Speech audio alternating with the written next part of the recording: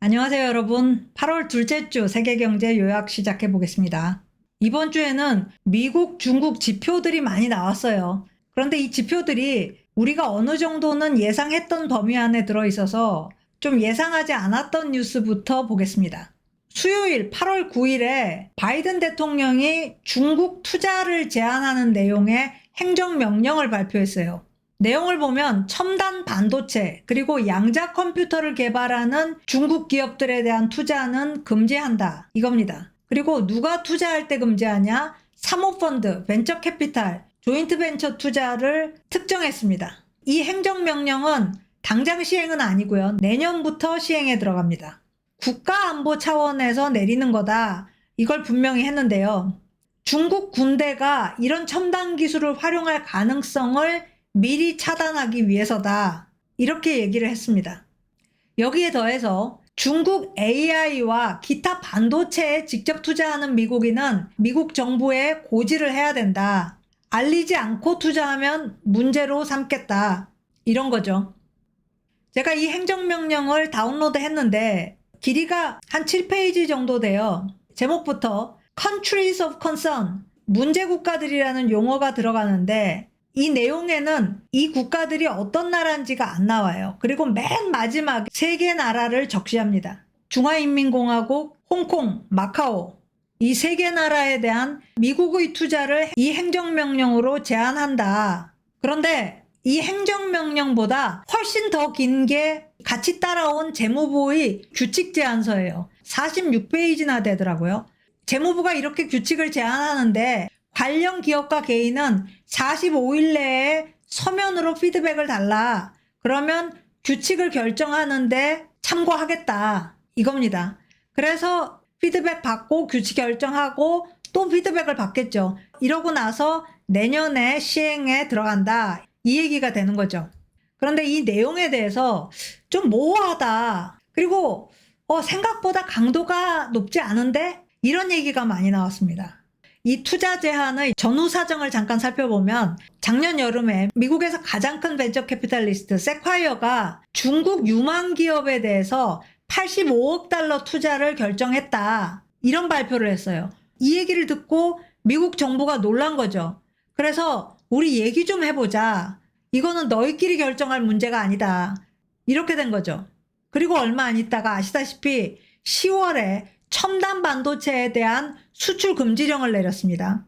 이 수출 금지령 내리면서 곧 이어서 투자 제한 조치도 내릴 거다. 이런 예고를 했어요. 그런데 예고를 하고 아무 얘기가 그동안 없었어요. 그러니까 무슨 얘기를 할 건가? 이게 무슨 큰 얘기가 나오는 거 아닌가? 이런 우려를 하고 있었는데 10개월이 지나서야 이번 주에 발표를 한 겁니다. 그런데 보니까 이 금지 영역이 생각보다 좁았어요. 2개밖에 안 돼요. 첨단 반도체와 양자 컴퓨터. 그러니까 금지 영역도 생각보다 협소하고 이 투자 주체들을 특정하는 것도 3개밖에 안 됩니다. 벤처 캐피탈리스트, 사모펀드, 조인트 벤처. 그러니까 생각보다 약하다고 본 거죠. 거기에다가 그 밖에 이 관련 기술에 투자하는 사람들은 고지를 하고 그 다음에 정부는 그 내용을 보고 금지할 것인가 말 것인가를 결정할 것 같은 그런 뉘앙스를 담고 있어요. 이거 좀 혼란스럽다. 이런 얘기들이 많이 나왔습니다. 이 발표 보고 중국은 일단 안도했습니다. 생각보다 약하네. 그러면서 미국이 이걸 발표한 다음날 중국은 한미일 3개국에 중국인 단체 관광을 허용했습니다. 원인이 됐는지는 모르겠지만 화해 제스처를 보인 거죠. 그런데 여기서 끝나지 않고 금요일에 바이든 대통령이 설화 사건을 일으켰습니다. 주말인데도 세계 언론에 대서특필됐습니다. 중국 경제가 지금 시한폭탄이다. 째깍째깍 언제 터질지 모른다. 이 얘기를 본인의 정치 헌금 모금하는 자리에서 얘기를 했어요. 바이든 대통령 원고 없이 얘기를 하면 좀 위험하죠. 몇 달 전에도 시진핑을 독재자라고 불렀는데 이번에는 좀 더한 것 같아요. 중국 경제 안 그래도 안 좋은데 상처에 소금을 뿌렸습니다. 거기에다가 중국 공산당은 나쁜 사람들이다. 이 사람들이 경제 때문에 지금 코너에 몰려 있어서 무슨 일을 저지를지 모른다. 이런 말을 했습니다. 중국은 아직 여기에 대한 대응을 안 내놓고 있는데 타이밍이 굉장히 안 좋습니다. 다음 달에 G20가 열리거든요. 특히 인도에서 열리기 때문에 미국이 공을 많이 들였어요. 그런데 중국과 완전히 척을 지는 모습을 보이면 인도도 미국과 가까워지는 게 부담스럽겠죠. 그래서 이번 주에 발표된 이 행정명령은 발표했음에도 정해진 건 하나도 없는 것 같습니다. 자, 다음 뉴스. 이번 주에 미국 10년물 국채 수익률이 뉴스거리가 됐습니다. 그런데 사실 이 국채 수익률 움직임은 7월 중순부터 시작이 됐습니다. 국채 수익률이 올라간 건데요. 이걸 어떻게 해석해야 하나? 다양한 얘기들이 나오고 있어요. 자, 금요일 현재 10년물 금리는 4.166%. 하루 만에 8bp 올랐습니다. 금요일에 주가까지 떨어져서 미국이 신규로 발행한 국채 입찰이 흥행을 잘 못해서 주식시장이 냉각됐다. 이런 얘기가 나왔습니다. 그런데 이건 이번 주 얘기고요. 지난주에는 10년물 금리의 급등이 긍정적인 신호 아니냐 이런 얘기도 많이 나왔거든요. 그래서 지난 2주간 나온 얘기를 한번 짚어보겠습니다. 자, 7월 중순쯤부터 소위 베어 스티프닝이라는 게 발생했어요. 여기서 베어라는 것은 긴축 사이클이고요. 지금 긴축 사이클이죠. 그리고 스티프닝이라는 것은 10년물 수익률 곡선의 기울기가 가팔라진 겁니다. 지금 여기 보이죠? 기울기가 가팔라졌다. 수익률이 올라가고 있다라는 겁니다. 그런데 이 베어 스티프닝이 사실 좀 긍정적인 신호로 많이 여겨져요. 작년 4월 1일부터 장단기 금리 역전이 있었잖아요. 그런데 최근 장기 금리가 단기 금리보다 더 빠르게 상승하면서 이 역전 폭이 좁아지고 있습니다. 그러니까 좋은 사인일 수 있죠. 경기 침체 가능성이 줄어드니까 2년물 금리 상승이 둔화되고 있다. 이렇게 해석할 수 있습니다. 10년물 금리보다 2년물 금리 상승이 둔화된 모습 보입니다. 단기적으로 경기 침체가 안 올 거다. 이런 얘기가 되고요. 그리고 만약에 경기 침체가 안 온다면 10년물을 굳이 보유하고 있을 필요가 있나? 경기 침체 기간을 뛰어넘는 장기채를 갖고 있겠다는 건데 경기 침체 없으면 뭐 하려고 10년물을 가지고 있나? 2년물 사면 되지. 이렇게 생각을 한다는 거죠. 그렇게 되면 10년물의 가격은 하락하고 10년물 금리는 반대로 올라가겠죠. 2년물은 가격이 좀 오르고 금리는 좀 내려갈 수 있습니다. 자, 그리고요. 이런 해석도 가능해요. 경기 침체는 안 오더라도 연준이 고금리는 유지할 거다. 이러면 10년물 금리가 올라가겠죠. 이렇게 해석하는 사람들도 있습니다. 또 10년물 금리가 높다는 거는 장기적으로 경기가 좋을 거라는 전망 아닌가. 자, 금리를 결정할 수 있는 요인이 크게 2가지 있어요. 물론 수많은 요인들이 있지만 가장 중요한 2가지 요인을 꼽는다면 하나는 경기입니다. 경기가 좋아질 기미가 보이거나 계속 좋아지면 금리는 올라갑니다. 돈에 대한 수요가 늘어나니까요. 그리고 금리를 결정하는 또 하나의 요인은 연준입니다. 경기가 과열되고 그 과정에서 인플레가 발생한다. 그러면 연준이 개입해서 금리를 더 올려버리죠. 반대 경우에는 금리를 내리고요. 그러니까 장기 금리가 이렇게 높다는 것은 시장이 경기의 장기 호황을 예상하는 거 아니냐 이런 해석이 가능합니다. 여기에 더해서 이번 주에 10년물을 많이 내다 팔았다 이건데 사실 이번에 입찰에 나온 국채는 10년물이 아니라 30년물이에요. 그리고 흥행도 그렇게 나쁘지는 않았습니다. 미국이란 나라를 장기적으로 낙관하는 사람이 좀 줄었다는 거죠. 뭐 이거는 예상했던 거고 이러면서 10년물도 이때 팔자 이런 행동이 좀 있었다. 이렇게 해석할 수 있을 것 같습니다. 그런데 제가 이 요인들을 왜 하나하나 다 말씀드렸냐. 이 중에 틀린 게 하나도 없어요. 시점에 따라서 어떤 요인이 더 우선시되고 또 어떤 요인이 좀 더 강력해지고 이게 달라지는 거예요. 그래서 요즘 얘기되고 있는 여러 가지 요인들을 간략하게나마 알고 있는 게 좋겠다. 이런 생각이 듭니다. 언제 가장 중요한 요인으로 등극할지 모르는 거예요. 하지만 알고 있으면 미리 예상하는 것도 약간 가능하지 않을까 이런 생각이 듭니다. 자, 그래서 이번 주에 미국 증시 지수가 하락했어요. 나스닥은 2주 연속 주간 하락을 했는데 올 들어서 처음으로 2주 연속 하락한 겁니다. 이게 그냥 지나가는 조정인지 아니면 본격적인 냉각으로 들어간 건지 이 얘기가 이번 주에 많이 나왔습니다. 경기 침체는 안 온다 하더라도 경기 둔화는 분명히 나타나고 있죠. 그래서 이 지수 하락이 경기 둔화와 맞물리게 되면 아예 냉각기로 진입할 가능성이 있다. 이렇게 볼 수도 있는 겁니다. 그래서 사람들의 관심이 이제는 AI 붐을 일으킨 엔비디아에게 쏠리고 있습니다.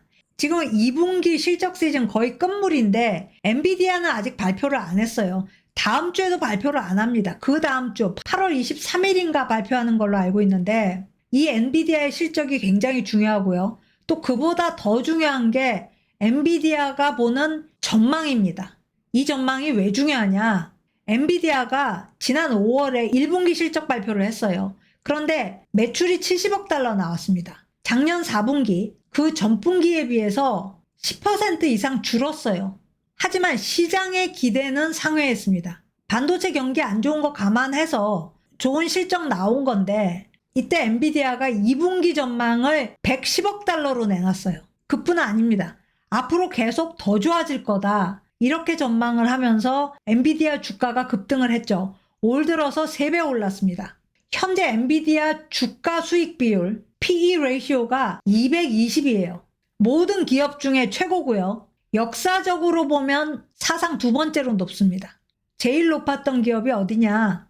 시스코입니다. 시스코가 250을 기록했었어요. 닷컴 버블 때입니다.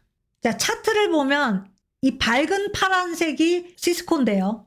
이건 주가 수익 비율이 아니라 주가 매출액 비율입니다. PS 레이시오입니다. 닷컴 버블 때 시스코 PS 레이시오도 거의 40에 육박했고요. 이 진한 색이 엔비디아입니다. 엔비디아의 PS 레이시오도 엄청나게 높았죠. 그 뒤를 보면 시스코는 급락을 했습니다. 닷컴 버블 터져버렸으니까요. 지금 조금 회복해 가고 있고요. 엔비디아는 다시 그 옛날의 모습으로 돌아온 것 같습니다. 그래서 최근에 닷컴 버블의 기억이 소환되고 있는 게 무리가 아니죠. 어쨌든 다음 주에 엔비디아가 어떤 실적과 어떤 전망을 내놓느냐가 미국 증시의 중요한 방향타가 될 것 같습니다. 자, 마지막 뉴스입니다. 중국 뉴스인데요.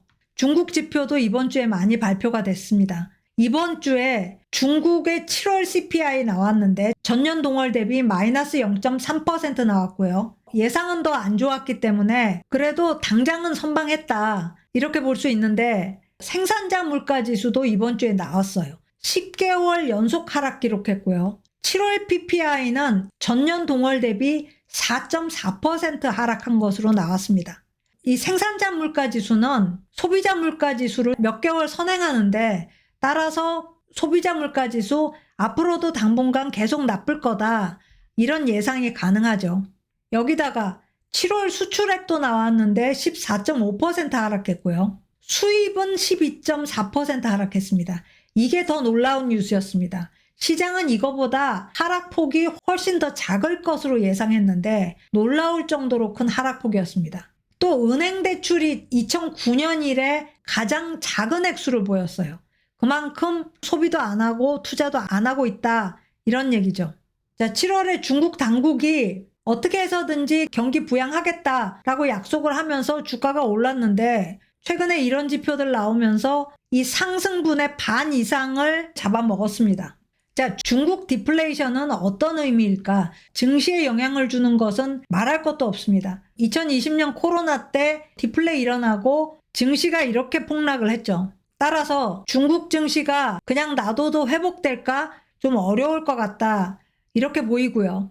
이번 주에 더 비관적인 얘기도 나왔습니다. 소비자 물가 지수상의 디플레는 문제도 아니다. 훨씬 더 큰 문제가 있다. 바로 자산 디플레다. 이건데요. 현재 부동산 그리고 가계자산, 특히 지방정부의 금융기관인 LGFB의 디플레가 심각합니다. LGFB는 중국 각 성의 인프라 건설에 자금을 조달하는 금융기관입니다. 전국에 2,892개가 있어요. 그런데 이들의 부채가 GDP의 50%에 달합니다. 개인 부채로도 국가 부채로도 안 잡히는 부채예요. 이 2,892개 LGFB 중에서 현재 원리금을 상환할 만한 형편인 곳은 5분의 1밖에 안 돼요. 600개 기업도 채 안 된다는 겁니다. 그렇다면 결론은 뭐냐? 중국이 혁신하고 개혁하지 않는 한 이 문제를 극복하기는 굉장히 어려울 거다. 물론 부양이 필요하지만 단기적인 효과밖에 못 낼 거다. 이런 얘기가 되겠죠. 경제 충격을 최소화하면서 개혁을 할 방법을 찾아야 되니까 쉽지 않습니다. 상당히 걱정스러운 상황인 거죠. 자, 오늘 스캔 여기까지입니다. 고맙습니다.